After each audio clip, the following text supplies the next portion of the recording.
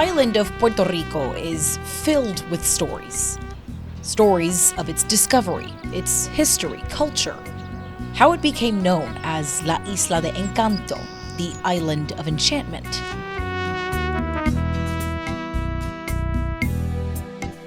Most boast of its splendor and beauty, but hidden deep within this slice of paradise, there's a dark story. A story of pain, of struggle.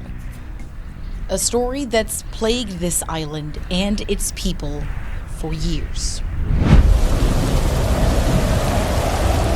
Puerto Rico is going to take a direct hit late tonight and tomorrow from as catastrophic a hurricane as I could imagine.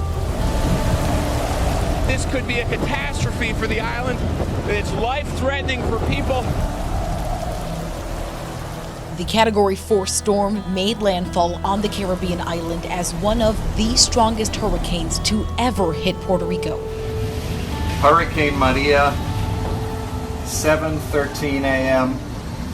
I have no idea what intensity these winds might be.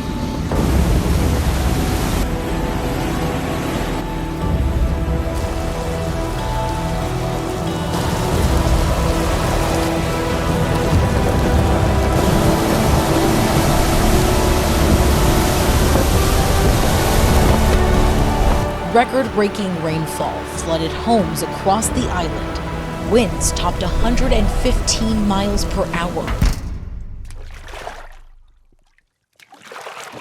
We're getting unofficial reports of 3 feet of rain across Puerto Rico, and the power outages remain devastating. The damage is incredible, and now the storm I can say with reasonable certainty that in modern history there has never been a natural disaster that has so negatively impacted so many people. The historic storm changed the lives of more than 3 million Puerto Ricans then, and still continues to do so even today. Exigen que el equipaje esté supervisado en todo momento.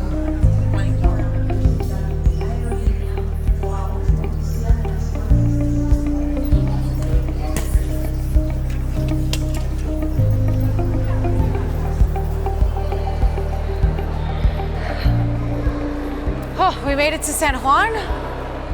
This is day 1 of what I really hope is going to be an eye-opening experience. I think it'll be pretty emotional too to see what the island really looks like today compared to what it did 5 years ago.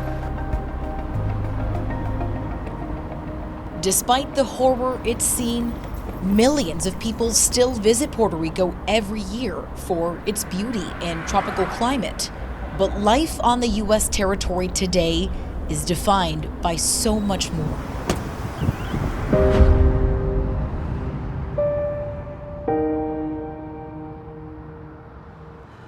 Gosh, it's been, 3 years since I've been in Puerto Rico, and just looking around, it already brings back all the memories of my family, my childhood. It's just so beautiful here. It is one of my favorite places. But this is hard to see personally, because this was home for me. I was born in San Juan. That's me. I spent my childhood on the island. That's my family, many of them who still live here, and who I try to visit as often as I can. We know living in Puerto Rico isn't easy. There are still life-changing, life-threatening issues happening here that are hard to understand, hard to believe, are still a problem. As you drive through the streets of San Juan, which is the capital city here in Puerto Rico, you'll get an idea. You'll notice there are dozens of buildings and homes that are either still abandoned or just look a mess after 5 years. But there are towns, areas where Hurricane Maria packed an even bigger, more devastating punch. Miriam Fantanusi sees the scars of that monster storm every time she looks up. Hurricane Maria made landfall through Yabucoa, a town where many, like Miriam, live in extreme poverty. Massive trees collapsed above her, sending pieces of her roof crashing down. To the point where we're standing, there was no roof. They put these metal sheets on top to give them some kind of cover from all the elements here. She says that area outside is where she takes a shower. That's where she washes clothes. Electricity is scarce. Miriam says there's no running water. She's forced to walk several blocks to a public water pump or a nearby river. And yet, for what she does have left, knowing soon that might change too. She just said one more hurricane and she's not sure she's going to have a home. But the extent of Hurricane Maria's impact wasn't just physical damage. Hurricane Maria was the deadliest U.S. disaster in 100 years, killing more than 3,000 people.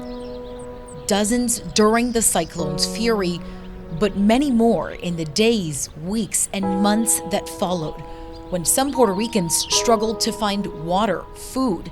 Millions left without power. In fact, Maria triggered the longest blackout in U.S. history. Everyone's story is different. Some better, some worse than others. But to truly understand how the island and how Puerto Ricans have changed since then, you want to ask someone who's spent their entire life here. For me, that someone is my uncle, Rafael Cintron, born on the island and here ever since. This is his home. I miss you. A home where we shared countless memories, laughs, dozens of meals. Okay, let's go inside. But it's also the home where he took shelter from Hurricane Maria. Very happy to see you again. Oh my God. A home we weren't sure would be spared or if he'd make it out of there alive. Does it feel like it's been 5 years? Han pasado 5 años. 5 years have passed, but a lot of problems remain. My uncle, like most Puerto Ricans, is bilingual, but more comfortable at times speaking in Spanish. Porque habían pasado otros huracanes. We'd faced other hurricanes, and we've suffered through those as well.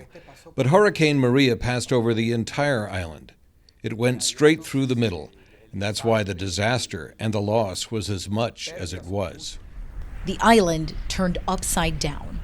Those that stayed were scrambling, trying to get the resources they needed to survive several months in their powerless homes. You'd see all this every day, and you'd ask yourself when. When is this going to end? My uncle, like so many Puerto Ricans, chose to stay, despite the warnings, despite the dangerous forecast of that hurricane. As we talked about his experience, I realized it's the one question I've never asked him. Why? I want to live here forever. If I die, well, I want to die here. I want to live through everything that happens in my home, the good and the bad. It was a risk. Even my uncle knew that. And I remind myself every day how lucky we are that he is okay, that he made it through. 3 years you have to be. It might be hard to understand, but it's the truth. Some chose to stay for their families, to protect their homes.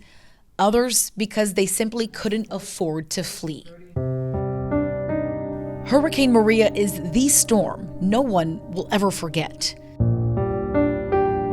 The storm that's forever changed the lives of Puerto Ricans. The storm that's left many fighting for each and every day. I want to go home. People like Angelica. We've heard nothing. Like Mayra. You know, we did what we had to do to survive and to live a peaceful life. Like Alex. We are getting exhausted. Like Roberto. They all have questions, but they all want the same thing. For their island, their paradise, their neighbors, their families, to see a better tomorrow. And that's why we're here too, to find out why. Why do some areas of Puerto Rico remain almost frozen in time? Why are there still so many people suffering? What's keeping this island from moving forward? And what's it going to take to give Puerto Rico a fighting chance against the next major storm.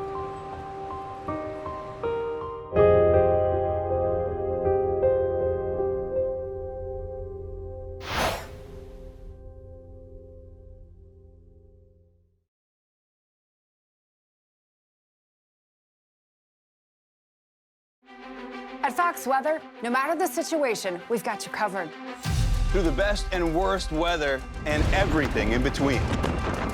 We're all in this together. Because there's nothing more important to us than keeping you safe. From morning forecasts to holiday travel, we're here for you. We have a passion for weather and a passion for people. That's why we love what we do. Fox Weather, weathering it together.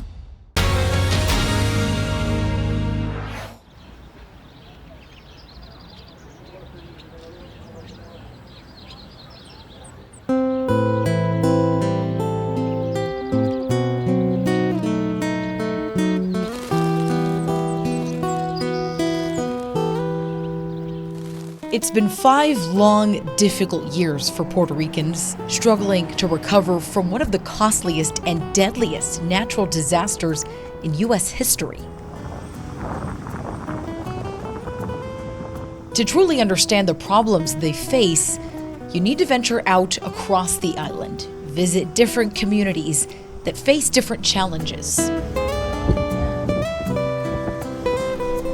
Hidden within the mountains are some of Puerto Rico's smaller, lesser-known communities that are harder to move through. Roads are treacherous, some still badly damaged.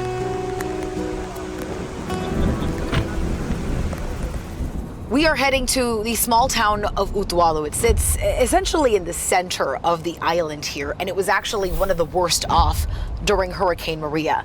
Now, we're told there are still homes that are using tarps as roofs. It's just how they've been forced to live these last 5 years. About 28,000 people live in this rural town, surrounded by mountain ranges and tropical forests.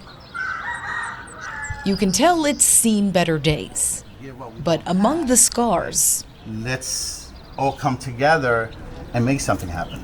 A bright staircase that led us to a man with just as colorful a personality. So I'm trying to figure out how much paint I have and what I could paint. Alex de Jesus is proud to call Utuado his hometown, and he'll do anything he can to make it look as happy as he remembers it. The only way for me to do that was to purchase some of the properties, straight from the bank. Everything that you see painted here, everything that you go around, you see beautiful. It's just people like myself. It's his way of cleaning up the mess Maria left behind, injecting a bit of color and hope to his once decimated street. This was a disaster. Brown mud with rocks coming down from these stairs. This was a river. Fast forward 5 years, and unfortunately, things aren't much better. Right now, this home does not have no electricity and has no water. Any water he does get comes from a neighborhood pipe or a hose in the street. And it's not much at that. The bucket is for 2 things. It's mainly for your toilet. The other half you could wash, or it's for cleaning, for mopping, This has become his everyday routine since returning to Puerto Rico after the storm. There was nobody here. Even after the 10th day, there was still nobody here. But after so many years, Alex says there's a common feeling in communities like his, a feeling of neglect, cries for help, for better access, for basic needs. Cries, he says, have fallen on deaf ears. Us, the people, we just put a bandage. We did what we had to do to survive and to lead, to live a peaceful life. But now we come to a point because a lot of people are tired. How's everything? It's good. Hanging in there. It was a thriving, happy little town. And what I see of it now, everybody's just in survival mode. It's heart-wrenching because I came back after Maria. It was heart-wrenching to see the difference, even in the mentality of the people in this little town that are just willing to accept anything. If we have a little bit of water rushing, hey, we could take a little shower with that. If we have to take a shower out of a bucket because we haven't had water for 4 days, people don't even complain anymore. Just across the street, Alex introduced us to Mayra Aquila and her mom, Angelica. Okay, Mama. don't sit with Frankie, she's smaller, you know. Okay. He's been letting them rent here for nearly a year, much longer than they expected to need the help. We're gonna come check it out. They were nice to let us stay here because we didn't find a place right away. But I want to go home. Her home of 30 years was nearly torn apart during Hurricane Maria. Angelica's been waiting years to see it fixed. They promised this, they promised that, and everything shut. But nobody comes around to say nothing. You call, nobody answers, nobody tells you nothing. It's just like you shut down. Who do we talk to? They can explain to us what's going on.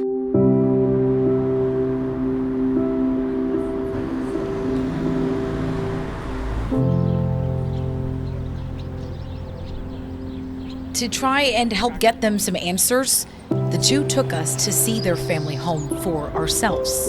It hates for repair.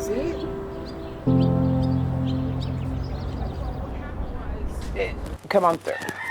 So this is our living room.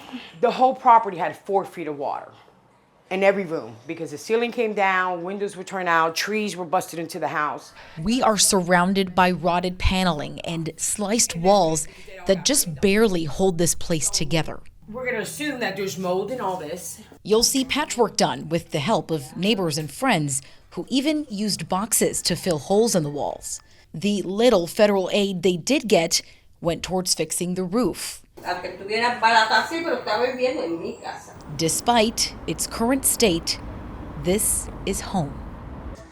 It's where their memories live, where their family grew, and where they want to stay. Mayra, my daughter. It took more than 4 years to finally get the permits and the green light from Puerto Rico's housing department, who's supposed to foot the bill for these repairs with federal grant money. But now, things have changed. How do you feel now to find out? What do you think? I cried for days. I'm all depressed. I just don't know. We don't know what we're going to do. The contractors hired to do the job now claim this home is beyond repair. So there might be valid reasons why they would not reconstruct this property. Do we know them now as of yet? No. Because they haven't offered us the report. They said we had the right to appeal. We don't know how long that process takes. And they are not the only ones. More than 17,000 Puerto Ricans have applied for either repair or reconstruction of their homes after Hurricane Maria. But to date, less than 4,000 of them have seen it done. The little guy like us will still not have a house that we deserved for the money that was supposed to be for us. They could apply to be relocated, but that could take even more time and force them to give up on the place they've called home for 30 years. I've been crying so many times. She knows. So we took their story to New York City to share their case and their struggles with the Federal Emergency Management Agency. I am David Warrington, Regional Administrator at FEMA Region 2. That region oversees the ongoing recovery operation in Puerto Rico. Warrington appointed to the new role in April of this year. So coming in, the portfolio of work is enormous. There is a lot of recovery work still to be done.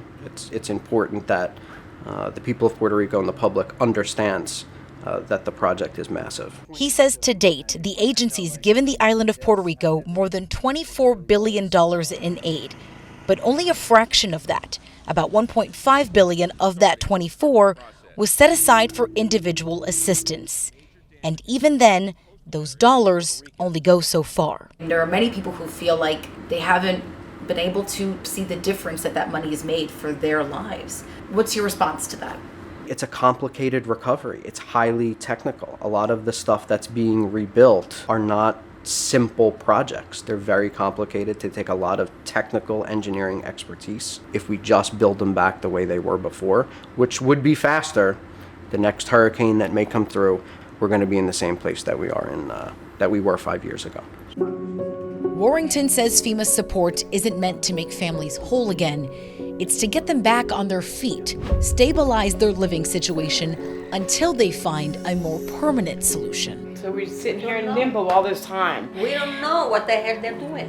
That's where families like the Aquilas are struggling. They have little time and few options left. They can no longer afford rent at the home where we met them, so they might have to move back into this home as is. If we see another hurricane similar to Maria, do you worry about being in here if that happens? Yes. Yes, we worry about being here. Yes. And it's not just hurricanes. Puerto Rico has faced and suffered a host of other, sometimes stronger weather events. And experts say there's more to come. It's not a matter of if, it's when they'll strike.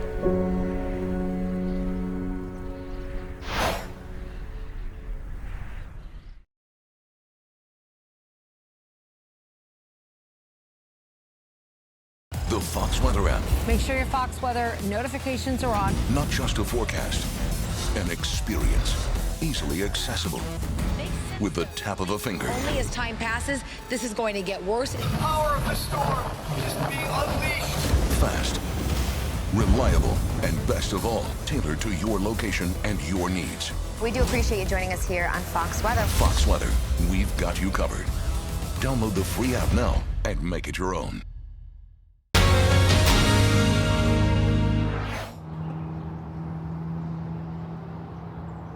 I think it's that neighborhood right there. Make a left here. You find anything about it? Yeah, this says it happened just after 3. Is it over? I mean, it came and went really fast. All the videos I see are less than a minute. Any idea on like how big or how long it lasted? Yeah, they're saying it's an EF1. We were on our way. I think that was like 2 hours after we landed. So the day we arrived in Puerto Rico, we heard reports of a tornado hitting a community named Arecibo, the first one to ever hit that town, and so far, the strongest tornado in Puerto Rico's history. So we are driving into the town right now to check on the damage it left behind.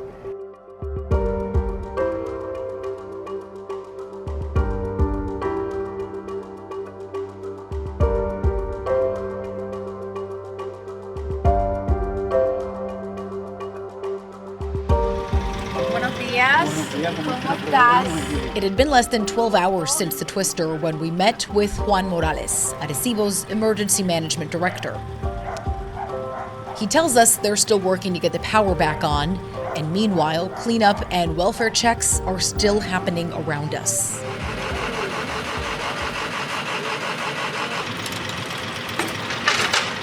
So this is one of the homes that's pretty badly damaged. You can take a look at the awning here and pretty much see what's going on. Esa casa, el símbolo, cayó todo aquí. Fue recogido toda esa área. So he's saying there was a roof here Sí. that was Entonces, ripped off and took out this fence right here. entonces al lado de allá hay un par de casas todavía con defectos. So he's basically telling me that, I mean, damage is widespread here. He's talking about roofs from one end of the street landing in another, trampolines, fencing. Tornadoes are rare for Puerto Rico. In fact, this EF1 is just one of only 22 twisters ever recorded on the island. And while its strength and destruction comes nowhere near that of Maria's, Morales says for some, it feels the same. Recibió el insumo de esos recuerdos de María. Reflecting on the feeling of helplessness and uncertainty. It's not just hurricanes they fear, now it's tornadoes too. Back in New York City, Fox weather meteorologists are tracking the tropics, knowing this season we could see anywhere from 3 to 6 major hurricanes. The odds everywhere are higher, including in Puerto Rico, including in the islands, including on the U.S. coast. Fox Weather's hurricane specialist Brian Norcross has been forecasting tropical cyclones for more than 50 years. This is the last 3 hours that we have of radar of Hurricane Maria, because when it came ashore here around Yabucoa in the southeastern part of the island, it knocked the radar off its pedestal, and that was the end of radar coverage over Puerto Rico for the longest time. But they were spread out, look at that, they're spread out in a way that went on across the island. The worst of that hurricane impacted essentially the entire island. But he believes what made this storm extraordinarily devastating was its timing. This was toward the end of an unbelievable hurricane season. So, when it was getting started, It was just another storm in a long list that year. I don't think we appreciated at the beginning what it was going to be. Hurricane Harvey flooded much of the city of Houston less than a month before Maria's impact. And days later came Hurricane Irma, another Category 4 storm that slammed Florida. There's no question at all that because that hurricane season had one after the other mega disaster, that slowed the process of getting relief to Puerto Rico. According to FEMA, it took an extra 5 to 7 days to send resources, including food, water, and volunteers, to Puerto Rico after Maria pushed off into the Atlantic. But the worst was far from over. Landslides, more than 40,000 of them, sent mud and dirt off the island's mountain ranges and into homes. Then, after some were just starting to get back on their feet, the earthquake started. Hundreds of tremors, some small, but at least one 6.4 magnitude quake turned homes that survived Hurricane Maria into piles of rubble. Most hurricanes that come along are survivable. You clean up, you move on, might be months, could take a year, and you hardly recognize that it came by. But sometimes a storm comes and it's so disruptive that it really changes everything. Especially for an island more than 1,000 miles from the continental U.S. There, hurricanes can lead to severe erosion. Coastal erosion itself is a natural occurrence, but it's areas like this in Luquillo on the northeast portion of the island that demonstrate the extent of erosion Puerto Rico has faced due to the strength of hurricanes like Maria. Hurricanes are one of the biggest factors in the changes happening to our beaches. Maritza Barreto says that erosion is eating away at some of Puerto Rico's only natural barriers. The University of Puerto Rico professor is leading a team of students as they investigate just how much land is washing away. These are some of their latest images showing not all, but many beaches across the island are getting smaller. Some could even disappear altogether. That means anything near the shore, like the San Juan airport, police, fire stations, entire towns even, could be in more danger. If we see another Category 4 or 5 hurricane, it'll have a greater impact. I would say it could even reach areas that aren't in the flood zone. So we're talking about a population and people who think they're safe, but may not be. The impact to islands like Puerto Rico goes so far beyond the immediate damage of these weather events. The bigger threat to Puerto Rico then is still its biggest weakness today: access and reliability to one of its most critical resources, power. Hurricane Maria took out Puerto Rico's entire power grid. It took between 6 to 8 months to get the lights back on for some, and closer to 11 for Puerto Ricans who live in more remote areas. But those fixes were really just bandages holding together not only the outdated system, but decades-old power plants like this. It's not a long-term solution, and Puerto Ricans still say they're seeing blackouts almost every week.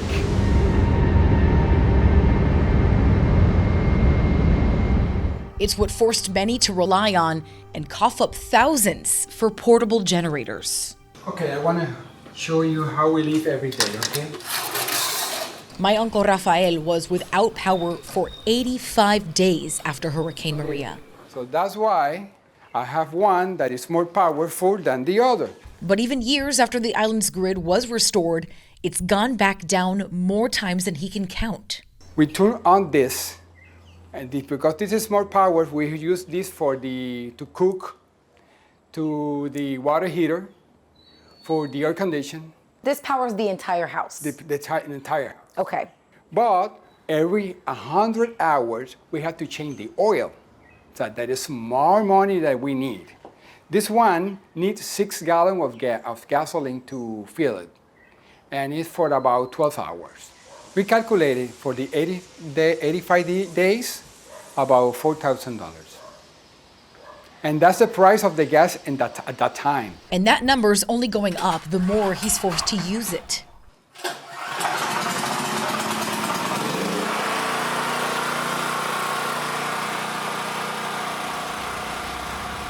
is going on? Why are these power outages still happening? It's the problem that we've been dragging ourselves for a long time. A lot of maintenance that needed to be done, not only at the power plants, but also at the transmission and distribution systems, were not. Fernando Gil Enseñat is the new board chairman of the Puerto Rico Electric Power Authority, known as PREPA. He was appointed last year after years of blackouts and failures led to its previous chairman's resignation. It's really difficult for us to have a system that is not according to our date and time. Our generation fleets in general is like 30 years older in average than the generation fleets in the United States. As is, administrators fear it won't survive another 5 years or another major hurricane. Just hoping and praying that we're lucky enough this year also not to have another year. Real progress, he admits, is still years away. Engineers are working on redesigning the island's existing grid and the plants that fuel it to build a more climate-resistant, more sustainable source of power for Puerto Rico. It's not something that we have a magic wand and in one day we're going to be able to put it, as best as any. It's not replacing and putting the same thing that we had, but to make it better. So what's left? Waiting, hoping? That hasn't worked. And it's no secret that there's a lot happening behind closed doors. Politics and bureaucracy are creating even more hurdles, all while more weather is on the way. A reality leaving many Puerto Ricans to fend for themselves.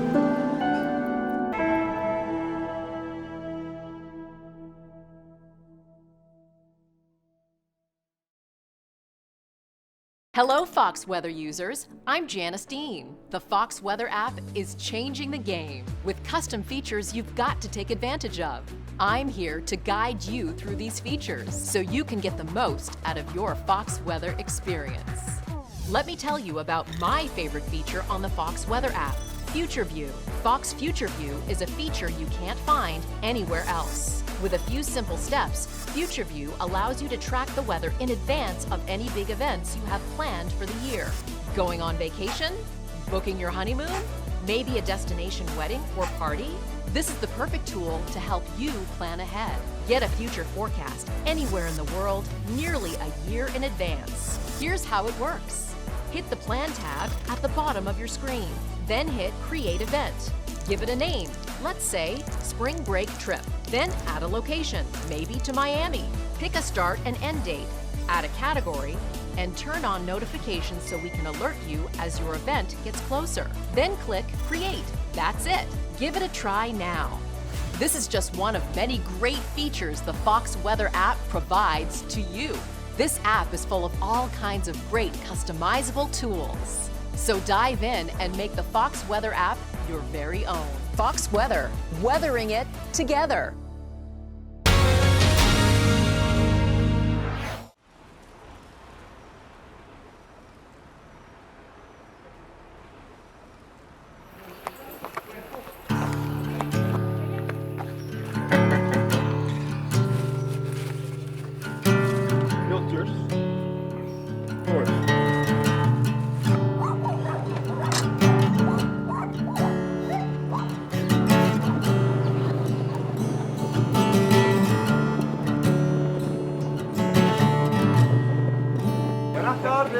There's a saying on the island of Puerto Rico, Water filters. Solo el pueblo salva el pueblo. Only the people save the people. One of those people is Roberto Barrera. This is batteries, rechargeable batteries. My whole community see on me like some kind of Santa Claus, or Three Kings. They wait for my truck just in case I have something to share with them. Roberto spends his days driving through some of the most remote areas of Puerto Rico, handing out supplies to families who at times haven't been able to leave their homes to get anything on their own. What has it been like for you to see this community that you love suffer for 5 years?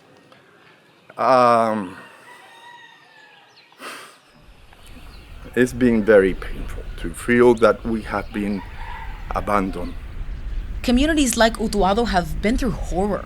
Hurricane Maria didn't just destroy homes, it flooded some of the only roads in and out of these mountain towns. Surviving Maria only to be cut off from the rest of the island. Living up there is very scary. Very scary. Every time that it starts raining, my body starts shaking because I never know whether I'm gonna be able to come down the hill or if I would be isolated all the time.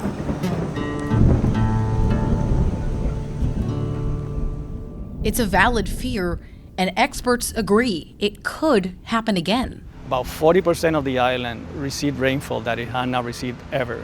According to University of Texas professor Carlos Ramos Charron, Hurricane Maria is the greatest event that has been recorded in Puerto Rico. In terms of rainfall, at least. 10 inches per hour. Rainfall here in Austin, Texas is 35 inches a year on average. So imagine all of that just being dumped in a matter of a few hours. But next time, it could see even more.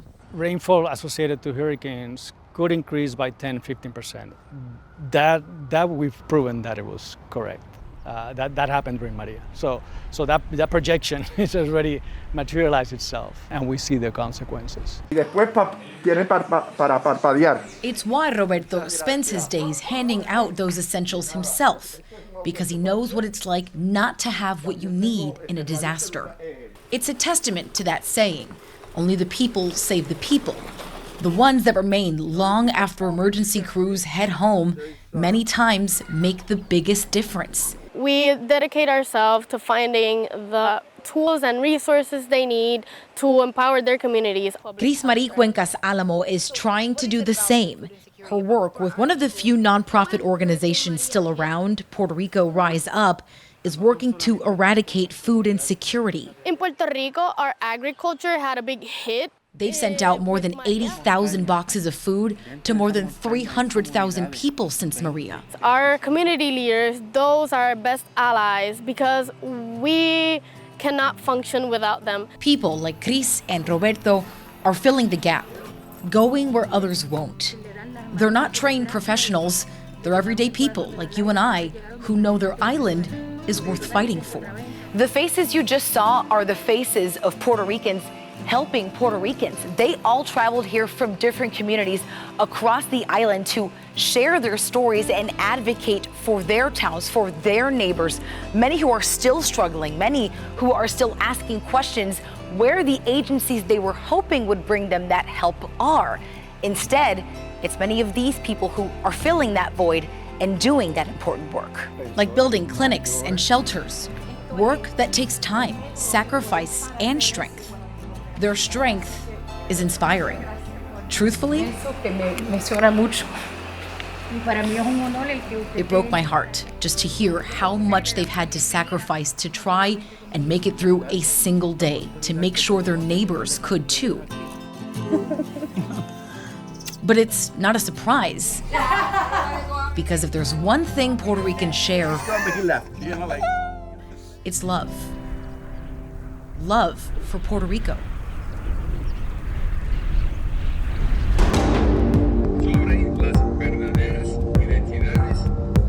Sadly, there are some who may be doing just the opposite. While on our way back to San Juan, it's the continuation of our effort, our collective effort, to fight corruption here on the island. The FBI announced a major arrest of 2 Puerto Rican mayors. It causes less effective government and less responsiveness to citizens. Federal investigators said the 2 accepted bribes, tens of thousands of dollars, to choose specific companies for reconstruction work in their cities. One of those mayors, Ray Vargas from the city of Humacao. The town buzzing just hours later. A game on the street turned heated debate.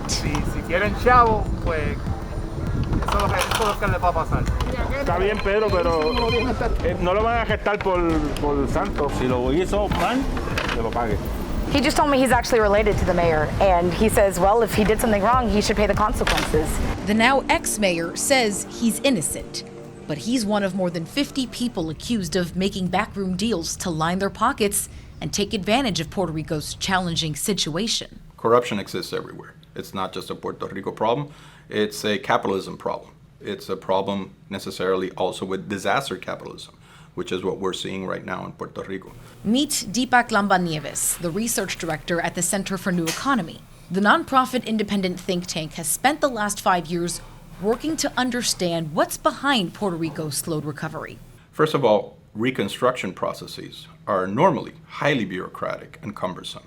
What we're looking at right now is a recovery that's not even halfway there. It's very much at the starting gates, 5 years in. They believe Puerto Rico's case is unique. This comes on the heels of an economic crisis and a bankruptcy process and years of austerity programs being implemented in the island that have set back Puerto Rico's governmental capacity to address many of these crises. The island's massive debt problem has definitely slowed things over the years, but Puerto Rico's status as a territory also plays a role. While the island is part of the U.S. and Puerto Ricans are citizens, they only have one congressional representative with limited voting powers. So we find ourselves at a unique moment in history. We need a change in mentality, and that's going to take time. But I think that these disasters are making people wiser and more aware that, help is not going to come from above.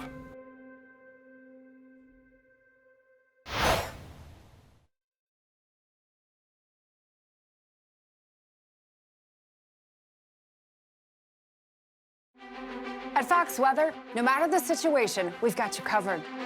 Through the best and worst weather and everything in between.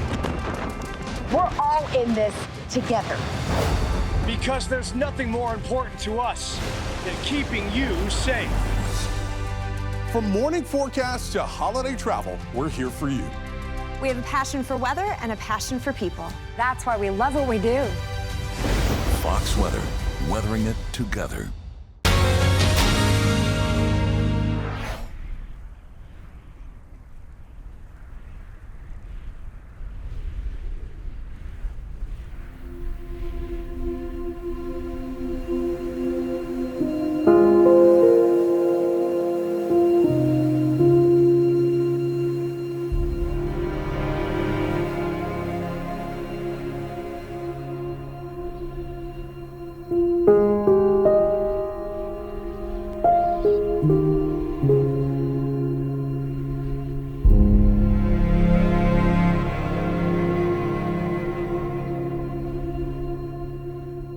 By now, the stories you've heard, the people you've met, have shown you just how trying life on the island can be for Puerto Ricans, even after so many years.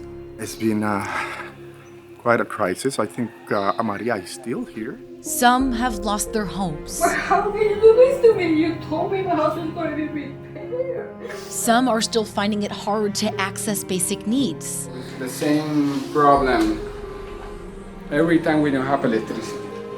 And fighting to keep their communities from falling apart. Even though you have people that wanted to help you, they needed more help. While no one expects true recovery to happen overnight, or even in a year or two, the people of Puerto Rico feel 5 years is far too long to see so little change. I think it's accountability. And I think that's the word that we have to look for. More than 400,000 people have left Puerto Rico in the last 10 years. Many who couldn't afford to repair their damaged homes or couldn't wait around to see if or when real, lasting measures to protect the island will ever come. Be patient. How can you be more patient? And as every year passes, the threat of another devastating storm only grows. It's why communities on the island demand to know what their own leaders are doing, to do more than just respond or react when these storms happen. They want to know what they're doing to protect Puerto Ricans today. Our main goal and role is to foster the ecosystem. We turn to the one place that promises growth, the Puerto Rico Growth Summit of 2022, where agencies and leaders across the island vowed to share their plans to finally tackle Puerto Rico's hardships. So thank you so much for taking the time to talk. Manuel Lavoy heads Core 3, an agency created by FEMA after Maria to oversee the island's long-term recovery. The recovery and reconstruction of Puerto Rico is probably the most complicated, more complex recovery in the whole history of the United States. He admits that storm was a wake-up call. Its wrath forcing leaders to finally invest and improve its infrastructure, energy grid, and housing inventory. We know that it took quite some time, a lot of frustration, a lot of processes and requirements. Yes, it happened. Yes, maybe in hindsight we could have done things differently, but the point here is that today there is progress. Core 3 says they've committed $4 billion of the federal aid given to the island for its recovery to rebuild climate-resistant homes, buildings, and roads with stronger materials and up to code, so they're safer and made to better withstand whatever comes next. All this, coupled with restoring or replacing what Maria damaged together, the ultimate result is a modernized, more resilient infrastructure. It will improve the people's quality of life. It's a big promise, a big deal for the island.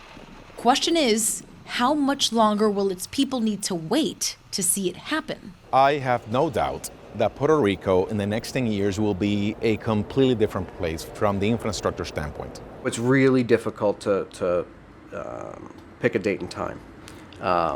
Current blue sky state, I think we're there in 5 to 8 years. Another hurricane, another disaster down there could obviously have setbacks, but I do feel confident we're on a really good path going forward. It's not the answer any of the people we met were hoping for. People are living the way they are, just like we've been living here the way it is. But I've always known Puerto Rico to be a place of strength, a force to be reckoned with. And even in catastrophe, the proof is all around us. You can hear it, you can see it, you can feel it. The spirit of Puerto Ricans on display everywhere you look. Salud. Salud. The people who still put their heart and soul into everything they do, no matter what the circumstances. Coconut, beautiful. El Orgullo Boricua, Puerto Rican pride. It's the fuel that keeps them going and shines through even on the darkest of days. This disaster's proved what Puerto Ricans are truly capable of, the odds they can overcome. I don't want to go in any place, any country, because I born here and I love my country. And it's for me, I'm satisfied. I'm very happy to be here. And I'm very, very proud to be Puerto Rican. You've heard it before. Disaster brings people together. Every day I wake up, I look and I'm like, I'm still one of the luckiest people. It brought families together. It brought Mayra and Alex together. It brought these volunteers together. It's proof that even in the most catastrophic of days, Puerto Rico can rise above. The most important thing is never lose the faith, because better days come. No matter how long it takes, because they know their home is worth it. I say through all this, this is still my paradise. I will never give up hope on our island.